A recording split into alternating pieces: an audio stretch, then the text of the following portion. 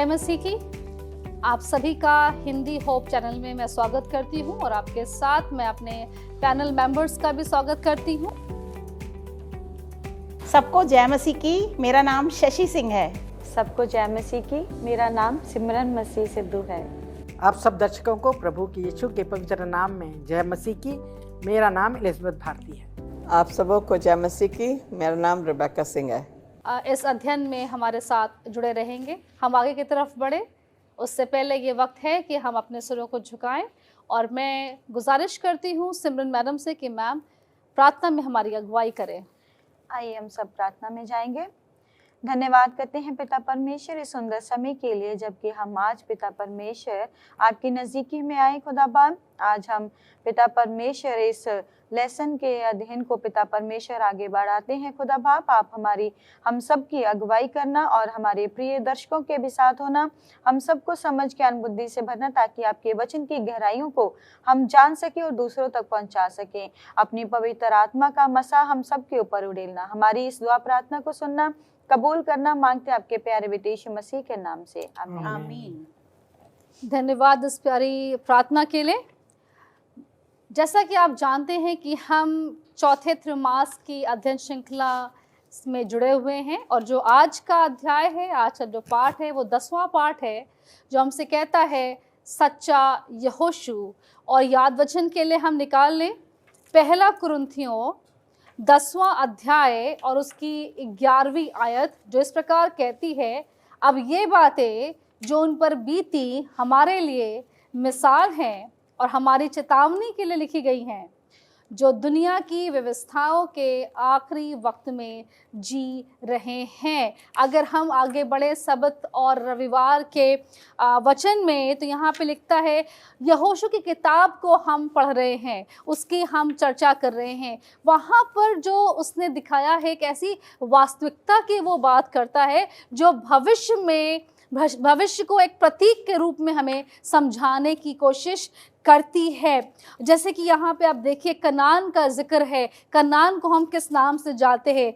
जो एक नई पृथ्वी में हमारी अनंत आशा का प्रतीक है। वो वाचा इजराइलियों को बांधी गई थी कनान देश के लिए, वैसी एक वाचा हमारे लिए भी है, जो किसके लिए है? उस घर के लिए जो स्वर्ग में हमारे लिए है, वो हमारे लिए कनान है।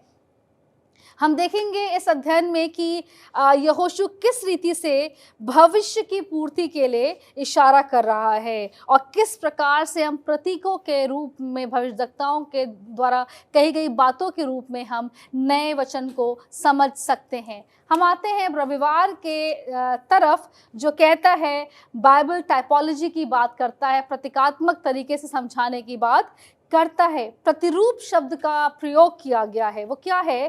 प्रतिरूप शब्द का प्रयोग नए नियम के लेखकों के द्वारा जो घटना पूर्व में घट चुकी थी, उससे हम आगे की बातों को हम समझ सके। इस बात को थोड़ा सा हम उदाहरण से आपको बताएंगे। यहाँ पे लिखा है दाऊद के बारे में। अगर आप निकालेंगे 22 और 1 भजन जो दाऊद ने लिखता है, वो कहता है कि हे मेरे परमेश्वर, तूने मुझे क्यों छोड़ दिया? और आगे और बातें लिखी हैं कि वो मेरे हाथों और पैरों को छेदते हैं, मेरे कपड़ों को वो बांटते हैं। तो ये बात जो भजन में कहता है दाऊद, वो दिखाता है किस रीति से प्रभु यीशु नासरी के ऊपर ये बातें आई। तो प्रतीक के रूप में दाऊद समझाता है। दूसरे उदाहरण लूँगी मैं, नया दाऊद यशायाह 9:5-6 में कि एक ठूंठ से एक डाली फूट पड़ी और एक नई शाखा निकली जो फलवंत होगी। जो ये नई शाखा का वर्णन यहाँ पे किया गया है, वो किसके बारे में बता रहे हैं हम लोग? प्रभु यीशु नासरी के बारे में, जो एक नई शाखा के रूप में निकलेगा हमारे पास। और कि यहाँ पे फिलिप्पुस कहता है नताएल से कि क्या कहता है कि जो मूसा ने बताया वो हमें मिल गया है। कौन मिल गया है? जिसके बारे में हम बातें कर रहे थे, वो कौन है? वो यूसुफ का पुत्र यीशु नासरी है। तो हमने देखा किस तरीके से पुराने लोग, जो पुरानी बातें हुई, वो यीशु मसीह के बारे में हमें बताती हैं। आगे चलते हैं हम लोग सोमवार के विषय के लिए, और मैं मैडम से बोलूँगी कि आप समझाइए कि विषय क्या कहता है। Thank you Meenal. प्रभु आपको आशीष दें। और आज के अध्ययन में मैं आपका स्वागत करती हूँ, जो कि सोमवार का अध्ययन है और इसका जो शीर्षक है वो है प्रकार और प्रतिकार। बाइबल के व्याख्याकार मनमाने ढंग से यह निर्णय नहीं ले सकते कि बाइबल का क्या प्रकार है। हम देखते हैं कि बाइबल जो है बहुत ही वर्षों में लिखी गई है और सभी को लिखने और प्रेरित करने के लिए जो परमेश्वर की आत्मा ने प्रेरित किया है लोगों को, और एक ही है परमेश्वर जिसके द्वारा जो है बाइबल जो है लिखी गई है, और हम सभी बाइबल के द्वारा ही परमेश्वर को जान पाए हैं। तो यहाँ पे हम जो वचन पढ़ रहे हैं, यहाँ पे परमेश्वर ने मूसा को अपनी व्यवस्था दी और उसे वो सब दिखाया जो कि स्वर्ग में है, और वही चीज़ें, स्वर्ग की चीज़ें यहाँ धरती के ऊपर बनाई गई। जो मूसा को इंस्ट्रक्शन दी, जो मंदिर बनाया गया वो स्वर्ग में है, और उस मंदिर को परमेश्वर ने धरती के ऊपर बनवाया जिससे कि परमेश्वर की उपस्थिति धरती पर हो, और उस तंबू में परमेश्वर की उपस्थिति होती थी। आज वचन बताता है कि मनुष्य क्या है, परमेश्वर का मंदिर है। ये वचन इसमें लिखा है 1 कुरिन्थियों में, इसमें लिखा है, क्या तुम नहीं जानते तुम परमेश्वर का मंदिर हो। 1 कुरिन्थियन 3:16, और परमेश्वर का आत्मा तुम में वास करता है। किस तरीके से परमेश्वर ने जो कार्य है मूसा के द्वारा उस तंबू में शुरू किया था, परमेश्वर की उपस्थिति से वो भर जाता था, आज वो कार्य मनुष्य के अंदर परमेश्वर करता है, अपनी आत्मा को वो उसमें भरता है जिससे कि वो परमेश्वर की उपस्थिति में होके उसका जन बन सके। तो परमेश्वर ने कितना बड़ा सौभाग्य हमें दिया है कि हम उसकी उपस्थिति से भर सकते हैं। हम तो मिट्टी के बनाए हुए पुतले हैं, लेकिन परमेश्वर ने एक मनुष्य को अपना मंदिर बनाया जो कि स्वर्ग में है। स्वर्ग में जो है बताता है अध्याय 21 और उसकी 22 में, मैंने उसमें कोई मंदिर ना देखा क्योंकि सर्वशक्तिमान प्रभु परमेश्वर और मेमना उसका मंदिर है। प्रभु यीशु मसीह ने भी कहा यूहन्ना में कि ये जो है परमेश्वर का मेमना है जो कि जगत का बाहर ले जाता है। और 1:14 में लिखा है कि वचन देदारी हुआ और उसने जो है यहाँ पे डेरा किया। तो प्रभु यीशु मसीह वो हमारे मंदिर हैं। और वचन ये बताता है 2 कुरिन्थियों 6:16, और मूर्तों के साथ परमेश्वर के मंदिर का क्या संबंध है, क्योंकि हम तो जीवते परमेश्वर के मंदिर हैं। जैसा परमेश्वर ने कहा कि मैं उनमें बसूंगा और उनमें चला फिरा करूंगा और मैं उनका परमेश्वर होऊंगा और वे मेरे लोग होंगे। तो इस तरीके से परमेश्वर हमारे अंदर इस धरती पे जब हम शरीर में हैं तो हमारे अंदर उसकी आत्मा क्या होती है, हमारे अंदर बसती है। और अध्याय 21 और उसकी 3री वर्ष बताती है, फिर मैंने सिंहासन में से किसी एक को ऊंचे शब्द में कहते सुना, देख परमेश्वर का डेरा मनुष्य के बीच में है। प्रभु यीशु मसीह जब हमारे साथ स्वर्ग में होंगे तो उसका डेरा हमारे साथ होगा, लेकिन धरती पे हमें प्रभु ने पवित्र आत्मा दी है कि जिसके द्वारा वो हमारे बीच में डेरा करते हैं। तो प्रभु का हम धन्यवाद करते हैं। थैंक यू सो मच आपके वर्णन के लिए। सही, आपने बहुत सही बताया। समय हो चला है कि हम एक छोटा सा ब्रेक लेंगे और ये चर्चा यूं ही जारी रहेगी। मिलते हैं एक ब्रेक के बाद। फिर से आपका स्वागत है। ब्रेक के बाद हम अध्ययन में आगे बढ़ते हैं और आगे के वचनों के लिए मैं जाना चाहूंगी मैडम सिमरन के पास कि मैम बताइए कि मंगलवार का वचन हमसे क्या कहता है। जी धन्यवाद सिस्टर मीनल, कि परमेश्वर का भी धन्यवाद करते हैं। और आज के मंगलवार का जो टॉपिक दिया है वो है यहोशुआ और प्रकार। यहोशुआ के बारे में बताया गया है। अगर हम निर्गमन उसका 3 अध्याय, उसका 1 अध्याय उसकी 1 से 3 में जब देखते हैं तो यहाँ पे बताते हैं कि जैसा कि हमने पहले सप्ताह में पाया, जैसे पहले सप्ताह में हमने पढ़ा कि एक नए मूसा के रूप में जो है यहोशू को प्रस्तुत किया गया और नए मूसा के तौर पे उसको जो है मूसा के बाद यहोशू को चुना गया। और जो दूसरी पीढ़ी के जीवन में जो है मिस्र से पलायन से सबसे महत्वपूर्ण चरणों को जो है वो दोहराया था। मूसा की तरह ही उसे प्रभु के साथ जो है एक व्यक्तिगत जो मुलाकात जो है द्वारा जो है नियुक्त किया जाता है। परमेश्वर के साथ उसकी मुलाकात होती है और वो जो है दोनों को नेतृत्व में राष्ट्रों के बीच में इजराइल की प्रसिद्धि और भय के जो है वो प्रेरित करती है। और यहाँ पे कहते हैं कि मूसा जो है लाल सागर पार करने में जो है इजराइल का जो नेतृत्व रहा, मूसा ने लाल सागर पार किया इजराइलियों के साथ। और यहाँ पे जब हम देखते हैं यहोशू जो है जॉर्डन के एक चमत्कारी पार में इजराइल का नेतृत्व रहा। यहाँ दोनों ने जो है यॉर्डन नदी पार करी यहोशू ने, और मूसा ने लाल समुंदर जो है उसको पार किया। तो यहाँ पे मूसा जो है मन्ना जो है मूसा के समय में गिरना शुरू हुआ, जबकि हमने पहले सप्ताह में जब पढ़ा हमने कि मूसा के समय में मन्ना जो है वो गिरना शुरू होता है और यहाँ पे यहोशू के साथ जो है वो क्या होता है, समाप्त हो जाता है। और यहाँ पे दोनों को अपने जूते उतारने का आदेश भी दिया जाता है। जब वो उस जो आज्ञाओं की पट्टी जब दी जाती है तो दोनों का बढ़ा हुआ हाथ इजराइल के लिए एक जीत का जो है संकेत हमें देता है और मूसा भूमि के विभाजन और शरण के शहरों की स्थापना के लिए निर्देश देता है। यहोशू निर्देश को जो है वो पूरा करता है। मूसा के द्वारा ये सारा कार्य किया गया और यहोशू के द्वारा इसको पूरा किया गया। तो दोनों राष्ट्र के विदाई भाषण देते हुए अपने मंत्रालय के अंत में लोगों के लिए एक वाचा को नवीन करते के रूप में जो है करते हैं। और यहाँ पे जो है यहोशू का जीवन जो है मूसा के द्वारा एक भविष्यवाणी की तरह जो है पूर्ति करता है। और हालांकि मूसा द्वारा की गई भविष्यवाणियां अपने अंतिम अर्थ में जो है वो पूरी होती हैं, मूसा के द्वारा जो भविष्यवाणियां हुई थी वो उसको पूरा करती हैं और अपने अंतिम अर्थ में जो है भविष्यवाणी केवल मसीह के द्वारा ही पूरी हो जाती हैं। और जैसे कि व्यवस्था विवरण जो भविष्यवाणियां जो वाचा मूसा यहोशू के द्वारा हुई थी वो अकेले नहीं कर सकते थे, परमेश्वर का साथ उनके साथ था। तो वो सारी वाचाएं सारी भविष्यवाणियां जो है उनके द्वारा पूरी की गई। वह पिता को बहुत ही करीब से जानते थे, वो परमेश्वर यहोवा को बहुत ही करीब से जानते थे क्योंकि वो पिता परमेश्वर से बात करते थे। उनको हुक्म दिया जाता था मूसा और यहोशू को, तो वो वाचाएं उनके जीवन में जो है वो पूरी होती थी। परमेश्वर ने वास्तव में अपने वचन उसके मुंह में डाल दिए थे। यहोशू और उनके मूसा के मुंह में जो वचन डाले थे वो वचन उनके जीवन के जरिए से पूरे होते हैं। सिस्टर बहुत अच्छा आपने बताया कि किस रीति से मूसा के द्वारा कही गई बातें और यहोशू के द्वारा कही गई बातें हम देखते हैं कि जो हमें नए वचन में भी मिलती है। अब आगे बढ़ते हैं अगले वचन के लिए और मैं मैडम भारती से रिक्वेस्ट करती हूँ, मैम बताइए कि बुधवार का वचन हमसे क्या कहता है। धन्यवाद। जैसा कि हम बुधवार के वचन में सीखेंगे, जैसा कि आपने अभी बताया है कि जोशुआ का जो है जीवन जो है, जो भी उसने हम ये जो घटनाएं दिखाई गई हैं ऐतिहासिक घटनाएं हैं जो पूरे इतिहास में हमें पढ़ने को मिलती हैं। और जोशुआ जो है, यहोशू जो है, किस तरह से सबको उनको भूमि को बांट के सारे गोत्रों को, और फिर हम देखते हैं कि उनको आराम मिला। वो उस जो जगह जिनको उन्होंने हथिया लिया या जिनको पा लिया, जिस ज़मीनों को बांट कर, उसमें वो आनंद पूर्वक वो लोग स्थिर तरीके से स्थायी तौर से उस जगह पे वो रहने लगे। फिर हम ये देखते हैं यहाँ पे, और इन्हीं बातों को हम यशायाह नबी जो है वो भी अपने पुस्तक में लिखते हैं कि 8 में ऐसा लिखा है, यहोवा यूँ कहता है।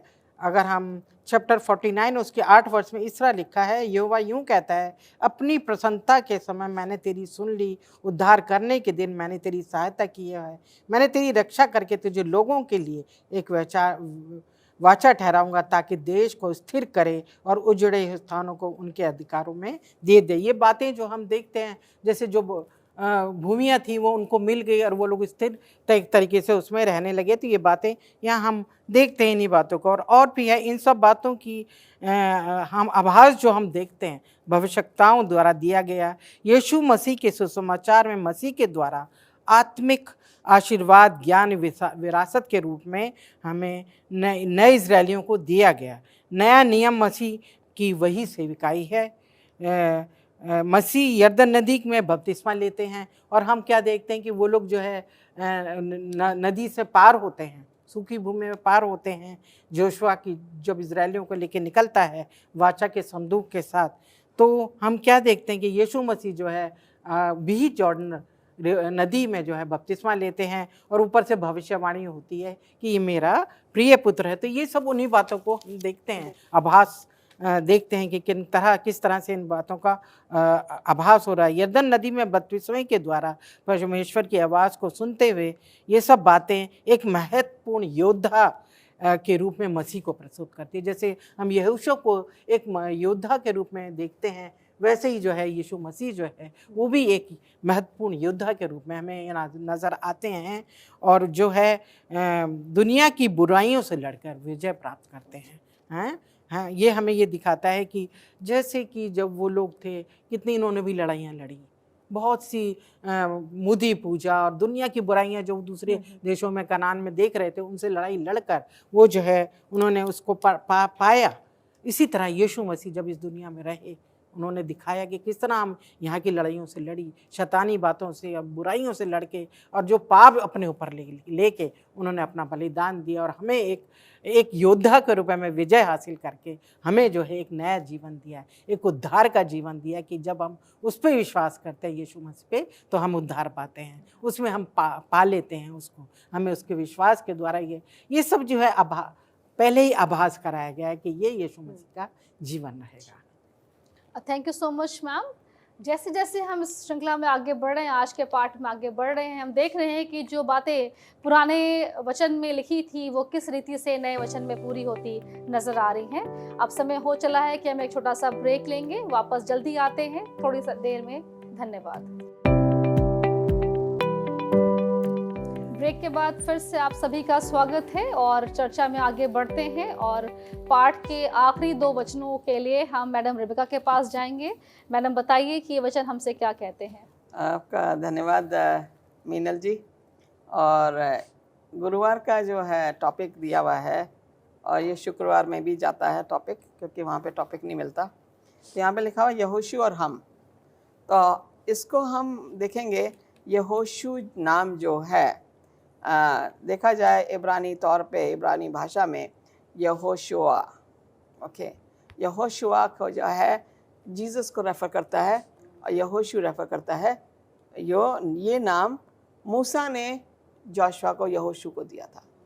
और अगर हम इसी को देखें तो यहोशुआ जो जाहिर होता है यीशु मसीह को, जीसस क्राइस्ट। यहाँ पे हम देख रहे हैं कि जोशुआ को जो है एक टाइप ऑफ क्राइस्ट माना गया है।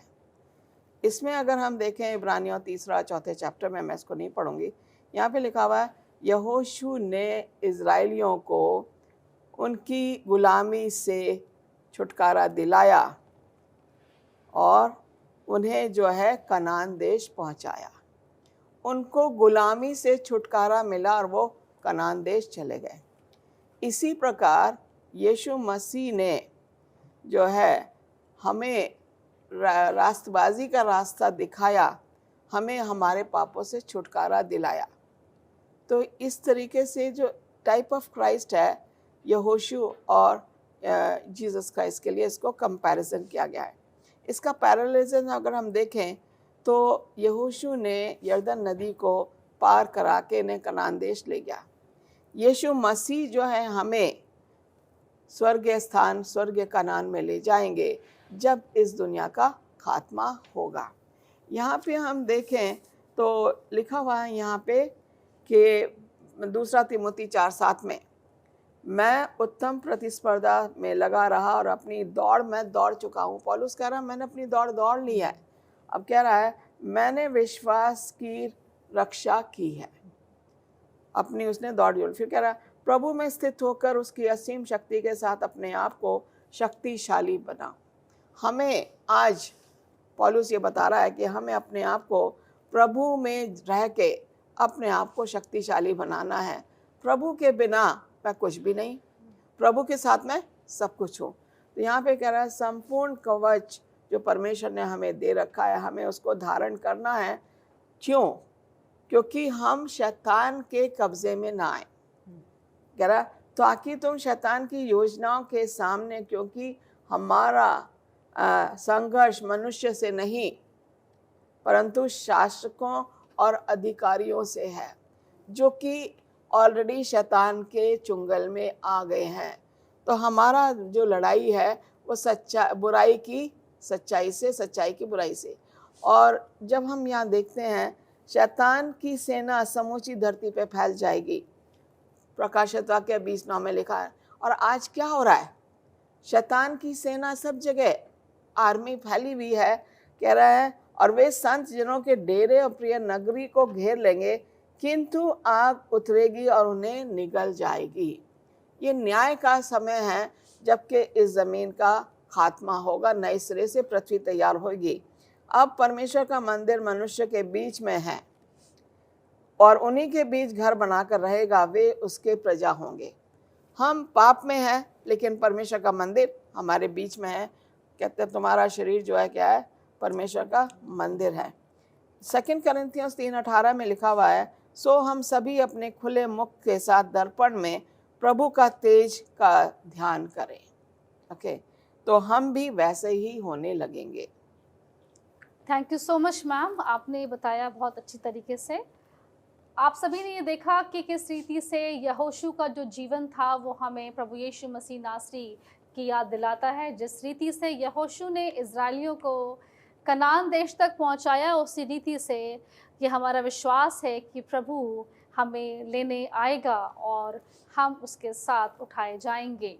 अब समय हो चला है प्रश्न का, और ये प्रश्न मैं पूछना चाहूँगी मैडम सिमरन आपसे कि आप बताइए कि यीशु और जो कुछ हमारे लिए किया, उसे आपके संपूर्ण मसीही अनुभव का आधार क्यों होना चाहिए?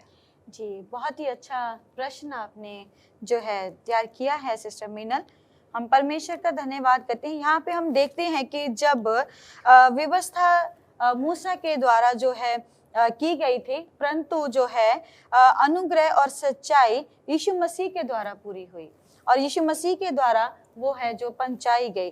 और यहाँ पे जब हम 14 उसका 24 में देखते हैं तो यहाँ पे लिखा है, जो मुझसे प्रेम नहीं रखता वह मेरे वचन नहीं मानता, और जो वचन तुम सुनते हो वह मेरा नहीं वरन पिता का है जिसने मुझे भेजा है।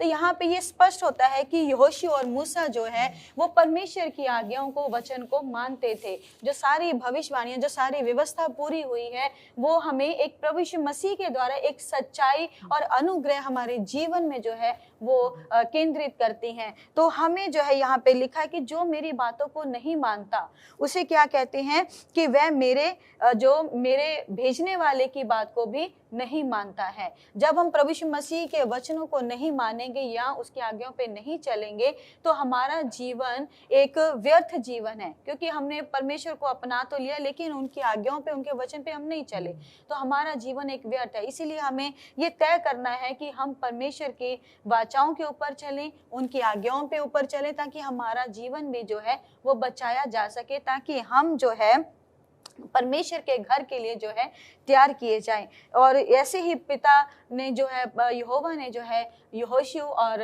मूसा के साथ उनको जो है एक अच्छा जीवन उनको दिया था, बहुत सारी भविष्यवाणियां पूरी हुई। तो हम भी जो है परमेश्वर के नाम का धन्यवाद करके अपने जीवन को आगे बढ़ा सकते हैं। थैंक यू सो मच इतने अच्छे उत्तर के लिए। और अब समय हो चुका है कि हम आखिरी दुआ में जाएं, और मेरी गुजारिश है मैडम भारती से कि वो हमारी अगुवाई करें। आइए दुआ करें। हमारे स्वर्गीय दयालु पिता परमेश्वर, आपका बहुत बहुत धन्यवाद देते हैं इस समय के लिए। प्रभु जी, आपने हमें समझ दी, बुद्धि दी कि हम आपके वचनों में से बातचीत कर सके, प्रभु अपने दर्शकों को समझा सके।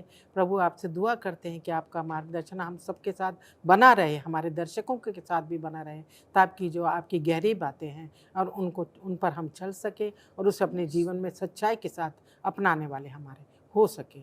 हमारे दर्शकों को भी साथ हो। इस छोटी सी विनती को हमारे उद्धारकर्ता प्रभु यीशु के नाम में मांगते हैं, सुन और ग्रहण कीजिए। आमीन।